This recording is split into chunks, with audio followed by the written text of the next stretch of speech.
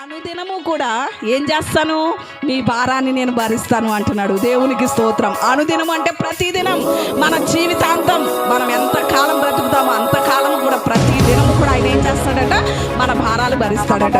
మరి ఈ భారాల నుండి మనం విడుదల పొందాలి అంటే ఇన్ని భారాలు చూసాం కదా, రుణ భారం కానివ్వండి, పాప భారం కానివ్వండి, లేక రోగ భారం కానివ్వండి, పనుల భారం కానివ్వండి, వ్యాపార భారం కానివ్వండి, ఇలా ఇన్ని భారాలన్నీ భరించాం.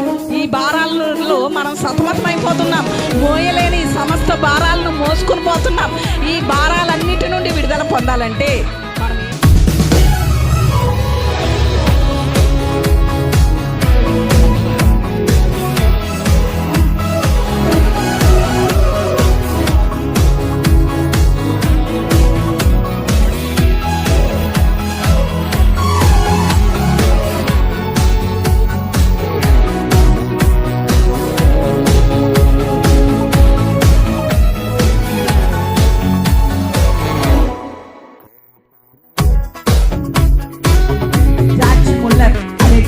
మంచి పిల్లలు ఉంటారు కదా, వాళ్ళకి ఒక ఆశ్రమంగా పెట్టి అనాథులు అంటే